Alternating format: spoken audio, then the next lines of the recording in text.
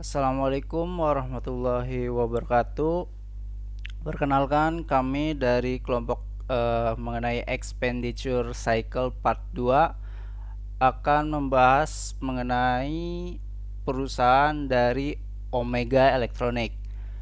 Di sini anggota dari kelompok expenditure cycle yaitu yang pertama ada James dengan NIM 1, kemudian Rifki Firmansyah dengan NIM 8, lalu ada Kukuh dengan NIM 13.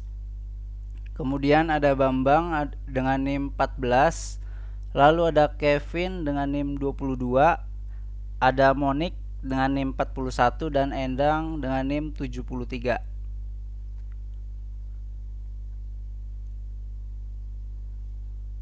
Pada tahap pertama di sini kita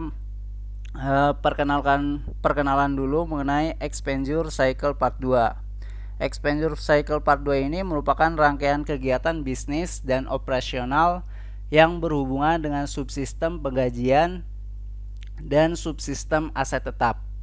Tujuan dari chapter ini ialah untuk menganalisa tugas-tugas dasar, mengidentifikasi departemen fungsional yang terlibat, lalu untuk menentukan dokumen yang digunakan dalam sistem penggajian dan aset tetap.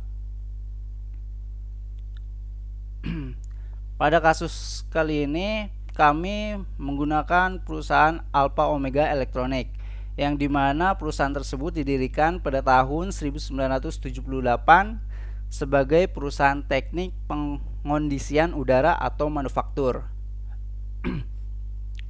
Perusahaan tersebut memiliki kriteria yaitu memiliki sumber daya manusia yang kompeten, memiliki alur keuangan yang transparan, memiliki prosedur kerja yang jelas, dan memiliki visi dan misi yang baik dan tertata.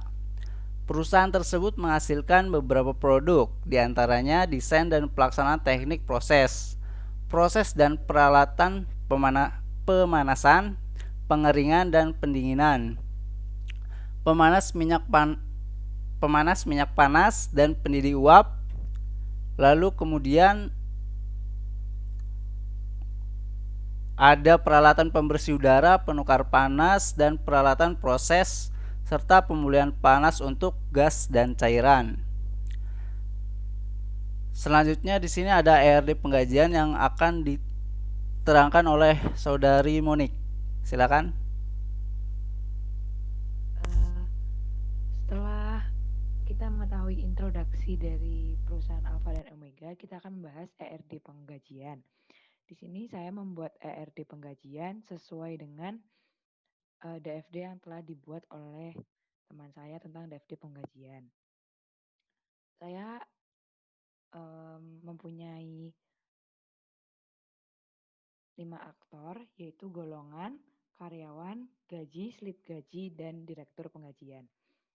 Di mana gaji itu merupakan sebuah tumpuan dalam ERD yang saya buat. Karyawan, saya menggunakan beberapa atribut dan dengan primary key ID karyawan. Dan atribut berikutnya ada tempat tinggal, jabatan, dan nama karyawan. Pada gaji, saya memiliki atribut nomor slip, ID gaji, kemudian ID karyawan sebagai penghubung primary key karyawan. Dan di slip gaji, saya menggunakan atribut total gaji, jenis golongan, nama karyawan, dan nomor SIP sebagai penghubung primary key dari gaji. Di direktur penggajian, saya menggunakan ID direktur, nama direktur, tempat tinggal, dan NIDP. Dan saya menggunakan ID direktur sebagai primary key. Pada golongan menjadi primary key yang dibawa dari gaji, dan gaji pokok menjadi primary key dari golongan, serta tunjangan menjadi atributnya. Untuk kardinalitas yang saya buat, karyawan dengan gaji itu 1-to-1. Jadi karyawan itu akan menerima gaji, dan satu gaji hanya untuk satu karyawan. Kemudian dari gaji dan golongan, saya membuat kardinalitas one to many, di mana gaji itu dari berbagai golongan itu misal ada berbagai golongan itu akan menjadi sebuah gaji dan itu akan menjadi berbagai golongan. Kemudian dari gaji ke direktur penggajian itu one many to one atau dari one to many dari direktur penggajian. Karena direktur penggajian itu satu orang bisa menggaji banyak orang. Kemudian dari gaji ke slip gaji adalah one to one karena satu gaji itu memiliki satu slip gaji. Jadi misalnya kita punya satu bulan, slip gaji itu hanya satu begitu. Kemudian untuk relasinya karyawan ke gaji adalah karyawan itu memiliki gaji atau istilahnya dia mendapatkan gaji dan gaji ke golongan itu gaji itu dibagi menjadi beberapa golongan atau milik beberapa golongan, lalu gaji itu juga menjadi memiliki slip gaji, kemudian direktur penggajian itu mengatur pembagian gaji. Mungkin segitu yang dapat saya sampaikan. Kemudian DFD tentang penggajian karyawan akan disampaikan oleh teman saya, James. Nah, iya, di sini saya akan menjelaskan DFD penggajian. Nah, berikut DFD penggajian level 0-nya. Ini terdapat 3 entitas dengan satu proses utama, yaitu sistem penggajian Alpha Omega Elektronik. Entitas pertama itu ada karyawan, yang kedua ada departemen penggajian, yang ketiga direktur. Nah, lebih jelasnya nanti ada di DFD level 1. Lanjut. Nah, berikut DFD penggajian level 1. Di proses pertama ada login. Nah, untuk entitas karyawan nanti mengirim data login ke proses login. Terus setelah itu dicek di dalam data store apakah terdapat data login dari karyawan tersebut. Jika ada nanti dikembalikan dan karyawan bisa melakukan login. Terus di departemen penggajian juga sama, itu mengirim data login penggajian ke proses login. Nanti dicek di data store, jika ada maka departemen penggajian bisa login. Begitu juga dengan entitas direktur. Nah, direktur nanti mengirim data loginnya, terus dicek di data store-nya, terus jika ada maka dapat melakukan login.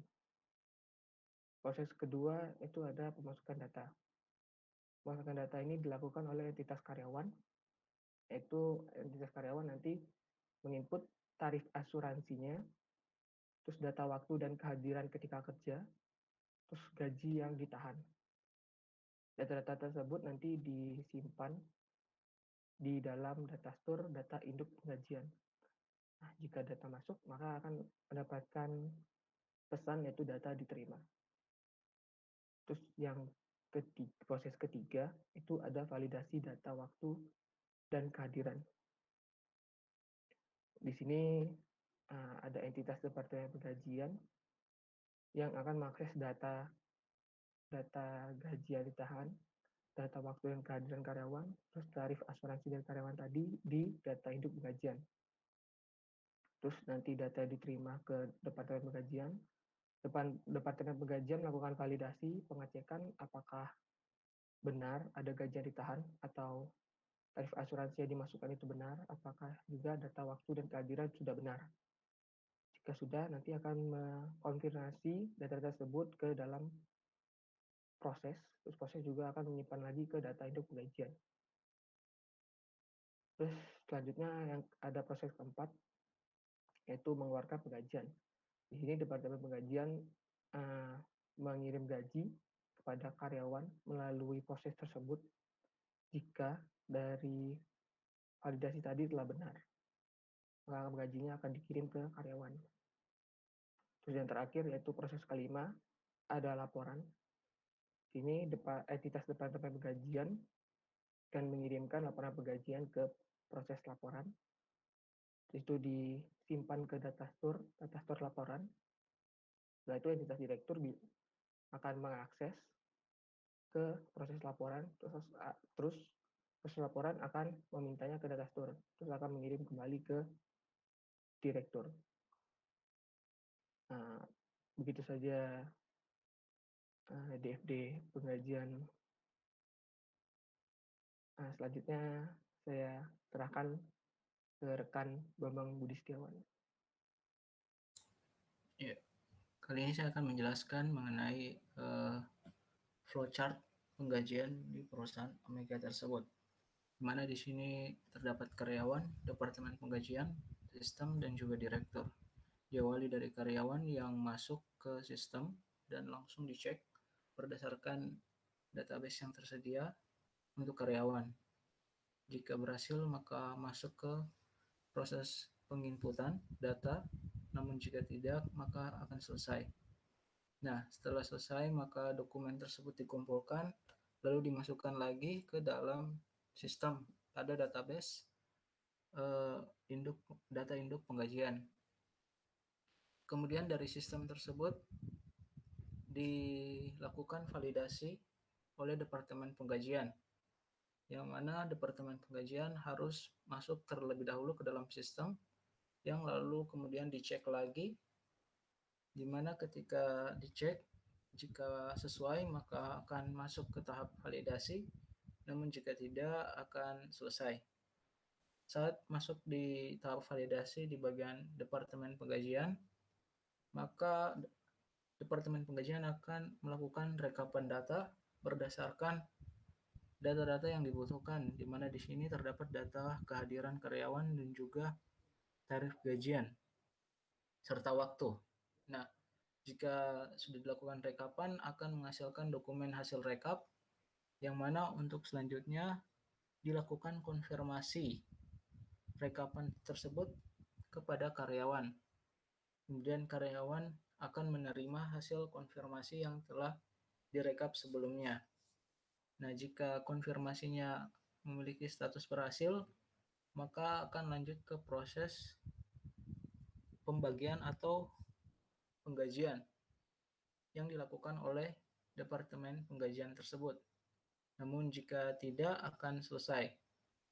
Saat melakukan proses pemberian penggajian, di mana gaji tersebut selanjutnya diterima oleh karyawan.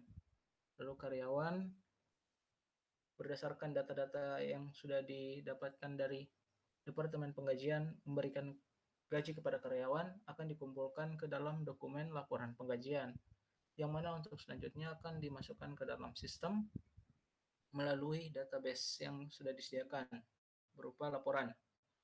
Nah, nantinya direktur akan mengakses laporan tersebut berdasarkan masuk ke sistem sebelumnya, di mana akan dicek jika berhasil akan masuk ke database laporan tersebut untuk mengecek penggajian yang dimaksud. Namun jika tidak, akan selesai. Mungkin itu aja presentasi dari saya mengenai flowchart penggajian. Selanjutnya mungkin akan dilanjutkan oleh teman saya di bagian ERD Asset. Untuk ERD Aset ada 5 entitas. Yang pertama Departemen Pembelian dengan atribut nomor HP, jabatan, alamat, nama, NIK, dan jenis kelamin. Yang kedua pencairan uang dengan atributnya nomor rekening, tanggal, ID pencairan, dan jumlah.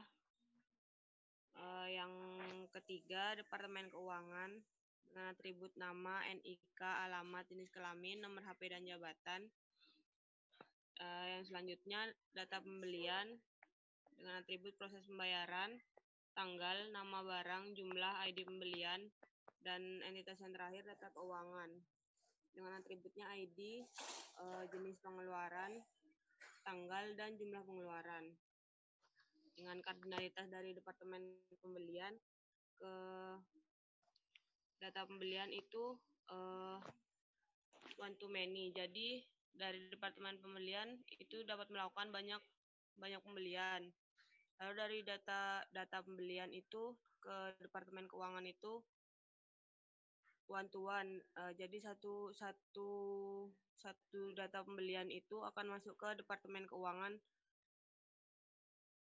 Lalu setelah itu dari Departemen Keuangan akan melakukan pencairan uang. Dari pencairan uang dari data keuangan akan dimasukkan pencairan uang dari Departemen Keuangan akan dimasukkan ke data keuangan. Mungkin seperti itu, dan selanjutnya akan dilanjutkan oleh teman saya.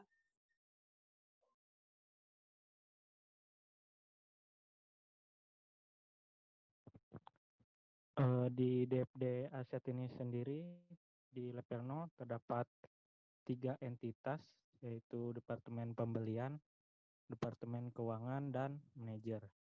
Di Departemen Pembelian ini terdapat 4 aliran data, 2 yang keluar yaitu proposal pengajuan dana dan data pembelian. Kemudian ada 2 yang masuk yaitu data pencarian dana dan proposal penggunaan dana. Di Departemen Keuangan terdapat 5 aliran data, yang masuk yaitu proposal penggunaan dana dan data keuangan. Kemudian yang keluar data keuangan, data pencarian dana, dan proposal penggunaan dana. Kemudian di entitas manajer terdapat 1 aliran data yang masuk yaitu laporan keuangan. Lanjut di DFD level 1. Di DFD level 1 terdapat 4 proses, yaitu pengajuan dana, pengeluaran dana, dan laporan.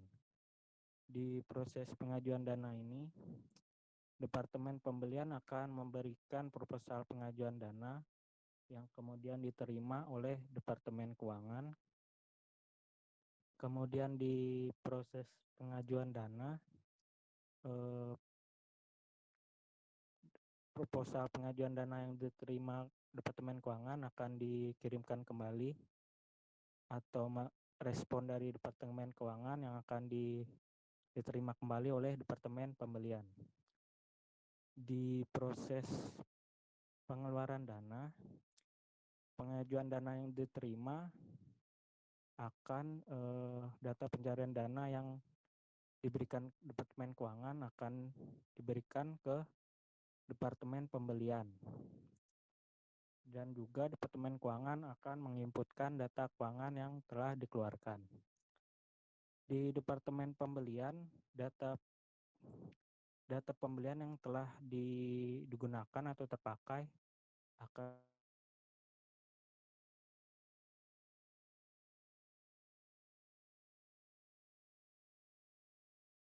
diinputkan di pengeluaran dana, dan data pembelian tersebut akan Departemen Keuangan.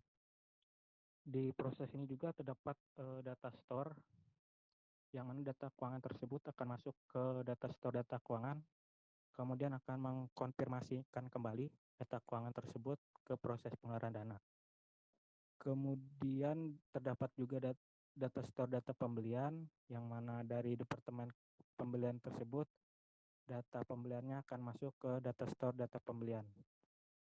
Kemudian di proses laporan, data store data keuangan dan data pembelian akan masuk ke proses laporan, yang mana data tersebut akan menjadi sebuah laporan keuangan untuk seorang manajer. Kemudian di DFD level 2,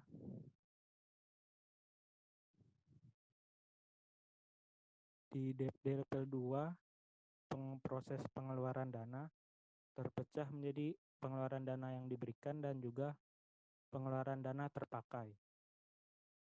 Yang mana di pengeluaran dana diberikan ini saat Departemen Keuangan memberikan data pencarian dana yang juga diterima oleh Departemen Pembelian. Dan juga di pengeluaran dana diberikan ini juga diinputkan data keuangan yang juga akan masuk ke dalam data store data keuangan. Kemudian data store data keuangan ini akan masuk lagi ke proses pengeluaran dana terpakai. Di pengeluaran dana terpakai ini merupakan saat Departemen Pembelian telah melakukan pembelian barang-barang yang dibutuhkan oleh perusahaan dan masuk ke proses pengeluaran data terpakai, yang mana data pembelian tersebut akan kembali dikirimkan ke Departemen Keuangan menjadi sebuah data keuangan dan juga masuk ke data store data pembelian. Mungkin itu yang dapat saya sampaikan di DFD set. Selanjutnya flowchart aset. Ya, pada flowchart sistem aset tetap terdapat 4 entitas, yaitu Departemen Pembelian, Departemen Keuangan, Sistem, dan Manajer. Flowchart ini dimulai dari Departemen Pembelian yang akan membuat daftar permintaan pembelian untuk aset tetap. Kemudian dari daftar tersebut dipilihlah item aset, dan kemudian item yang telah dipilih akan dikirim kepada Departemen Keuangan melalui sistem untuk proses persetujuan. Pada sistem akan meneruskan daftar permintaan pembelian, kemudian Departemen Keuangan akan melakukan pemeriksaan daftar permintaan pembelian.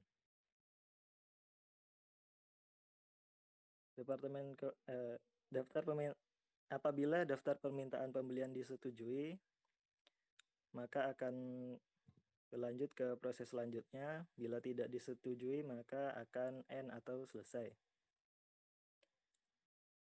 Jika daftar permintaan pembelian disetujui, maka Departemen Pembelian akan melakukan pemilihan vendor dan membuat pesanan pembelian serta daftar biaya, yang kemudian akan diteruskan kepada Departemen Keuangan yang akan melakukan pencairan dana dan mengirimkan dana tersebut kepada Departemen Pembelian.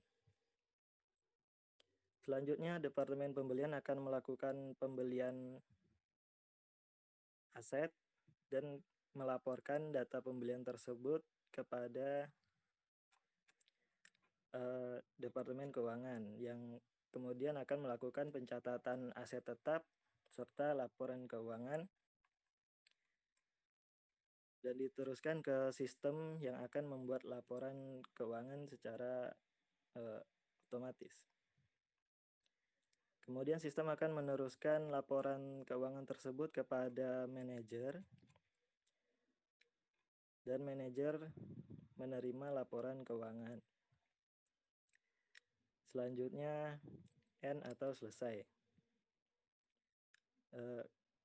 Kemudian akan saya kembalikan ke Rifki Firmansyah. Ya, itulah presentasi dari kami mengenai expenditure cycle part 2. Apabila ada kesalahan, kami mohon maaf. Terima kasih. Wassalamualaikum warahmatullahi wabarakatuh.